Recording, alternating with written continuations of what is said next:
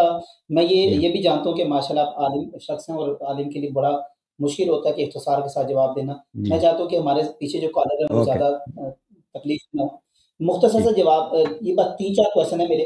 ایک تو ماشاءاللہ آپ کی، میں جتنی بھی میں نے ڈیبیٹ سنی ہے اس میں کافی آپ نے احادیث بیان کی ہیں، کافی آپ اچھا کلام کرتے ہیں۔ میرا سر سوال یہ ہے کہ آپ سے پہلے کیوں نہیں اس طرح سامنے آیا؟ کیا آپ سمجھتے ہیں کہ وہ سارے جو ہیں وہ بزدل ہیں کہ انہوں نے اس طرح دفاع نہیں کیا؟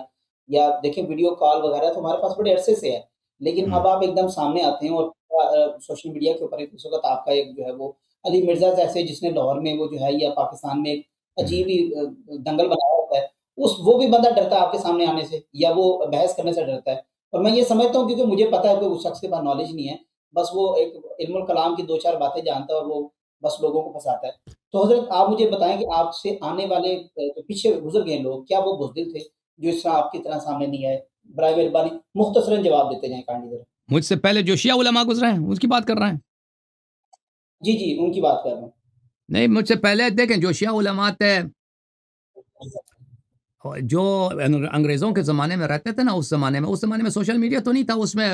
مساجد میں یا جلسہ گاہوں میں مناظرے وغیرہ بہت ہوتے تھے، تو شیعہ علماء نے بہت محنت کی ہے، بالخصوص ہند پاک میں اس زمانے۔ اب مجھے نہیں معلوم کہ اب سب کا علمی معیار ایک جیسا نہیں ہے، ان کے مناظرات جو ہے محفوظ بھی اتنے نہیں ہیں کہ میں دیکھ لوں کہ انہوں نے کیا کہیں، لیکن بعض جو ان میں سے محفوظ ہیں، مثلا شبھائی پشاور، انہوں نے بہت واضح کے ساتھ دلائل کے ساتھ، ماشاءاللہ اللہ ان کو رحمت کرے، تو انہوں نے بہت باتیں کی ہیں، اور اس طرح کتابہ تصنیف میں بھی لکھنؤ کے میر حامد حسین رحمۃ اللہ علیہ، میر ناصر حسین رحمۃ اللہ، ان جیسا کتاب کسی نے شیعہ مذہب میں لکھا نہیں ہے۔ ان کے ابقات الانوار، تشید المتائن، ان جیسے اور ان کے دوسرے جو تصنیفات ہیں بلا شک بلا ریب بے نظیر ہیں، تو بہت سارے ہوتے تھے، لیکن اس طرح وہ کہ اس زمانے میں ریکارڈنگ بھی نہیں ہوتا تھا، ٹیپ ریکارڈر بھی نہیں تھا، وہ انگریزوں کے زمانے کی بات کر رہا ہوں۔ پھر جب پاکستان بنا ہے تو مجھے نہیں معلوم کہ وہاں پہ مناظرہ، شاید بھٹو کے زمانے تک مناظرات وغیرہ ہوتے تھے، لیکن اس میں اتنا علمی مناظرات نہیں ہوتے تھے کہ کیونکہ اس میں علمی شخصیات اتنے بڑے نہیں تھے کہ ان کی تحقیقی باتیں ہوں، وہی جو ذاکرانہ جو تھوڑے بہت، یعنی یہ بھی نہیں کہ بالکل جاہل تھے،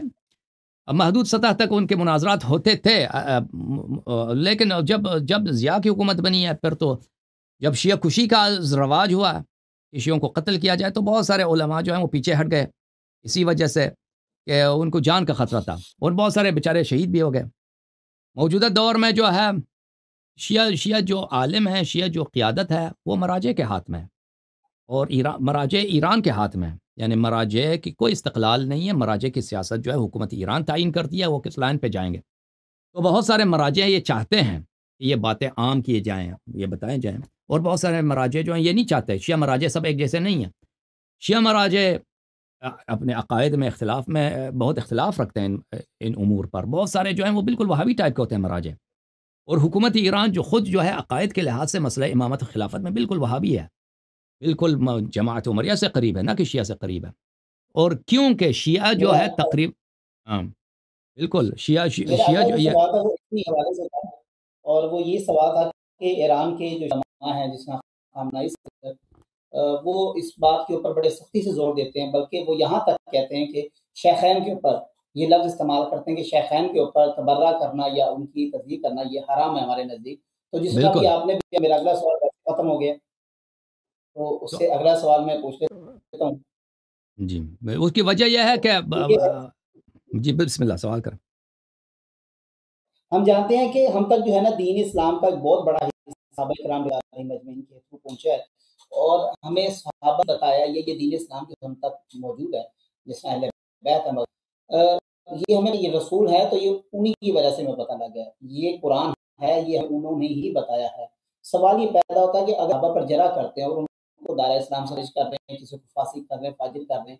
تو پھر خود رسول کی کیا کریڈیبلٹی رہ جاتی ہے؟ کیونکہ رسول کی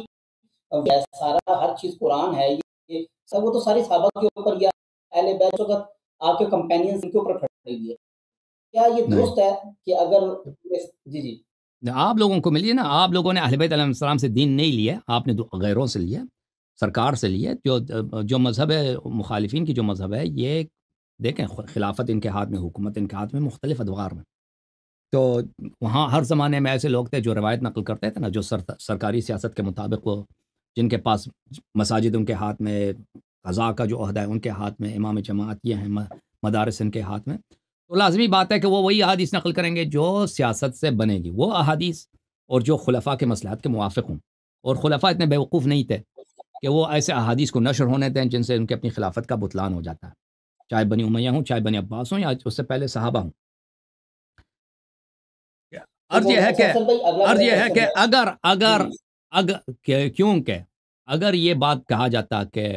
اہل بیت علیہم السلام وارث ہیں پیغمبر کے، اور خلافت ان کا حق ہے، امامت ان کا حق ہے، سب مسلمانوں کا کام یہ ہے کہ اطاعت کریں اہل بیت علیہم السلام کی، تو یہ لازمی بات ہے کہ اس سے اب حکومت بنی امیہ کچھ بھی نہیں. بنی امیہ رعیت بن جاتے ہیں، اہل بیت علیہم السلام فوراً خلیفہ بن جاتے ہیں. اسی طرح بنی عباس، تو وہ تو یہ مذہب اہل بیت جو ہے سرکاری لائن کے بالکل منافی ہے. سرکاری لائن جو ہے اور یہ دنیا کے سپر پاور تھے، جیسے ابھی امریکہ ہے نا، امریکہ سے بھی زیادہ اس زمانے میں سپر پاور یہ مسلمان امپائرز تھے، بنی امیہ اور بنی عباس. عرض یہ ہے کہ یہاں پر اسلام جو سرکاری اسلام پھیلا ہے نا، سرکاری اسلام پھیلا ہے وہ مائنس اہل البیت، سب اسلام اہل بیت کو نکال کر، اہل بیت امامت خلافت کو نکال کر، اور اس کا علاج یہی تھا ان کے پاس کہ ابو بکر عمر کو ہیرو بنایا جائے، اور امیر المؤمنین علیہ الصلوۃ والسلام کی جو امامت کے دلائل ہیں ان کو چھپایا جائے، ان کی نفی کی جائے، تاکہ خلفاء کی اپنی خلافت کی صحت اسی سے برقرار رہے گا. تو عرض یہ ہے تو جن لوگوں نے سرکاری طریقہ کار سے لیا، ان صحیح بات ہے، آپ کی بات بالکل صحیح ہے. آپ لوگوں نے جو ہمارے غیر شیعہ بھائی ہیں انہوں نے ان چینل سے اسلام حاصل کیا ہے جو سرکاری چینل تھے مختلف ادوار میں، سرکاری روات، سرکاری محدثین اور سرکاری اہل فتویٰ مجتہدین. لیکن شیعوں نے کبھی صحابہ سے دین نہیں لیا. رسول اللہ صلی اللہ علیہ وسلم نے فرمایا کہ میرے بعد اتباع کرو کس کی؟ قرآن اور اہل بیت طاہرین علیہ السلام کو. یہ آپ ہمارے متعلق نہیں کہہ سکتے کہ ہم نے صحابہ سے لیا، نہیں، ہم سے نے صحابہ سے نہیں لیا. ہم نے کن سے لیا؟ ہم نے اہل بیت علیہ السلام سے دین لیا. ہمارے اصول دیکھیں، اجازت دیں، اصول دین میں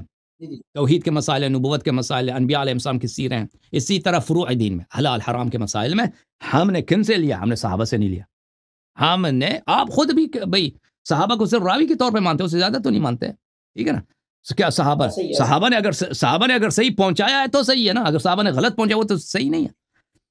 ہم نے اہل بیت طاہرین علیہ السلام سے لیا، اہل بیت علیہ السلام سے لیا. تو رسول صلی اللہ علیہ وسلم پورے صحابہ اگر کافر بھی ہو جاتے نا،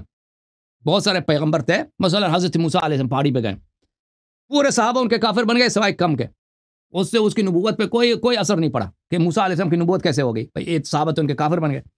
اسی طرح ہمارے نبی صلی اللہ علیہ وسلم، ان کے صحابہ اگر وہ دنیا پرستی یا وغیرہ کچھ انحراف ان میں آ گیا، نبی صلی اللہ علیہ وسلم کی کریڈیبلٹی پہ ذرہ برابر بھی اثر نہیں پڑتا. لوگ کافر بنے، سب کے سب پوری دنیا کافر بنے، نبی صلی اللہ علیہ وسلم کی دین پہ اس کا اثر نہیں پڑتا کہ وہ نبی نہیں ہے یا ان پہ کوئی خلل ہے. جی بسم اللہ.